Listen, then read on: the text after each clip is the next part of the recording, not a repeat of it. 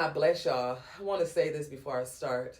Just because God is with you doesn't mean your situation is going to look like it. Because when you jump into chapter 39 in Genesis, Joseph is sold, and at first it looks like a tragedy. But in reality, God is positioning him where his purpose will unfold. And the Bible keeps repeating the same thing within these chapters. And the Lord was with Joseph.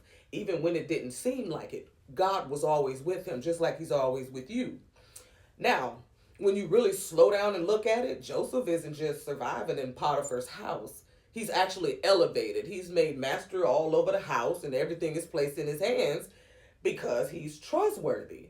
And when the Bible says he was well favored, that means that he was also handsome. So now you've got a trustworthy person who's elevated and visibly handsome. And right there, that's when the test shows up, y'all. Because Potiphar's wife, she starts watching Joseph. She starts looking at him. The Bible says she cast her eyes on him. And then she asked him to lie with her, meaning to sleep with her. But Joseph doesn't respond off emotion. He responds off understanding. He reminds her that her husband Potiphar had placed everything in his hands, meaning he's been trusted. But then he goes deeper and says, How? How then can I do this great wickedness and sin against God? That's what Joseph said to her. So now you see in his character integrity towards people and reverence towards God. But even after that, it doesn't stop, y'all. It does not stop because day after day after day, she keeps trying to ask Joseph to lay with her. That's what she's doing. She's pressuring him. And over time, one day she sends all the men out of the house, just everybody. And she catches up with Joseph and she catches him by his garment and says it again. And in that moment, Joseph runs off. He flees. He doesn't negotiate. He doesn't explain. He just flees.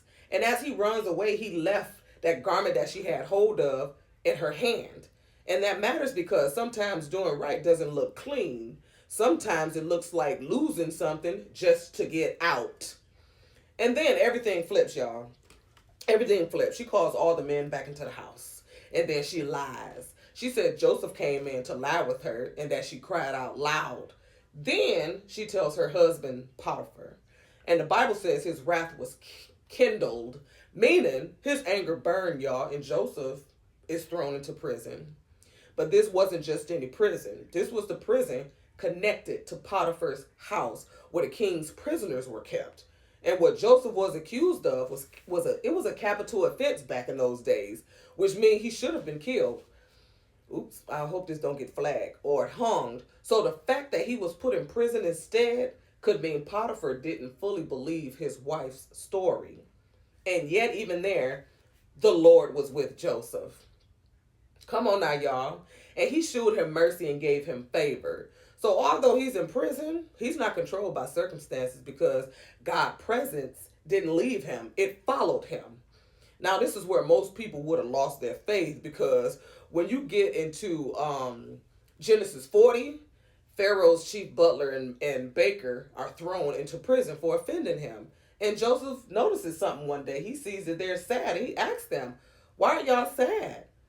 And instead of being consumed with what he's going through, that means he paying attention to them and asks them why. And that says a lot because pain will either turn you inward or keep your heart open. So they sit down and they tell Joseph what they dreamed about because their dreams bothered them. But there's no one to interpret them. And Joseph says, do not interpretations belong to God? So even in prison, he didn't lose his connection to God. Joseph always and still had faith. Now, the butler shares his dreams with Joseph, and Joseph interprets it. He's going to be restored. The baker shares his, and Joseph tells him the truth. He's going to be hung. And everything happens exactly how Joseph said it. But before the butler leaves, Joseph asks him to remember him and tell Pharaoh about him because he was stolen and didn't deserve to be in there. And y'all know why he was in prison. And y'all know how he was stolen. His brothers did that. And this is the part that really hits. It really hits y'all. He forgets him. Not for a moment, not for a few days, but for 2 full years.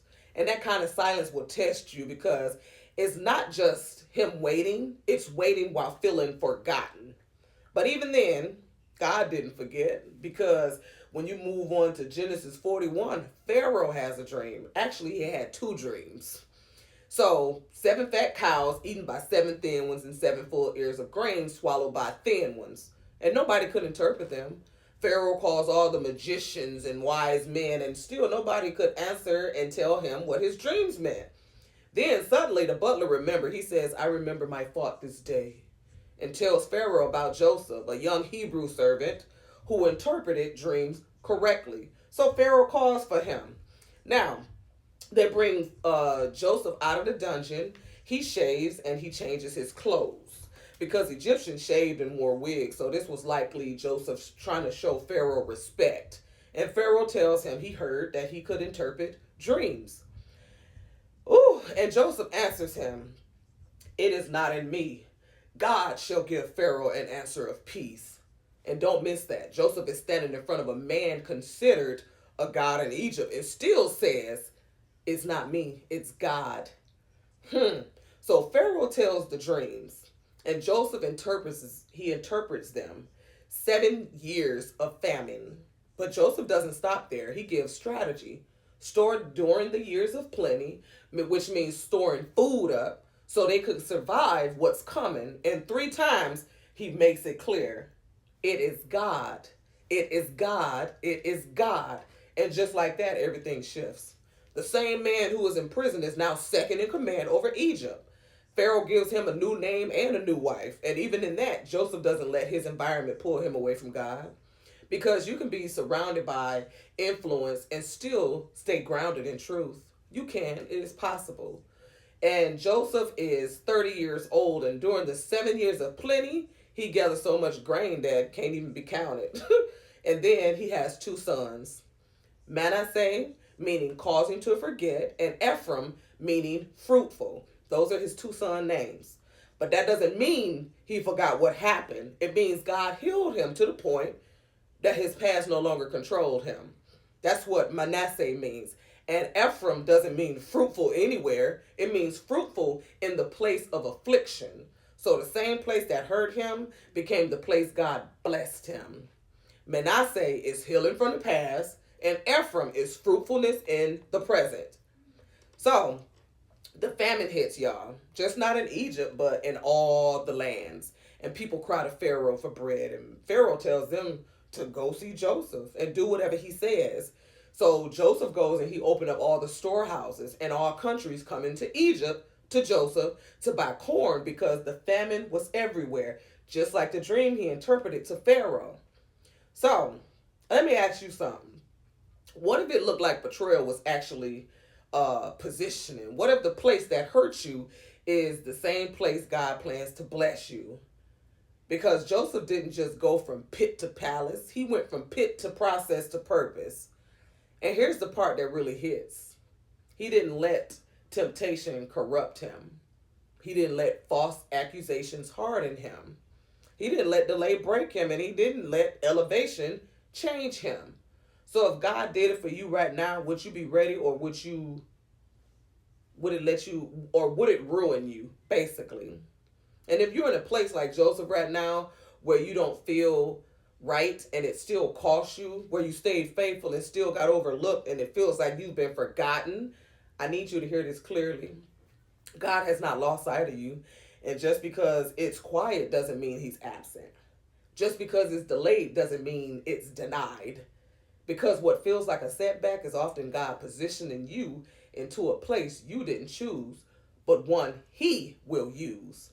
So don't let bitterness take root in your heart. Don't let waiting change your character, and don't step outside of who you are just because your situation hasn't changed yet. Stay consistent. Stay faithful, because the same God who was with Joseph in that jailhouse, in the prison, is the same God that'll bring you out at the right time. And the real question isn't if he's still with you or sees you. The real question is, can you trust him the same way in the good and in the bad?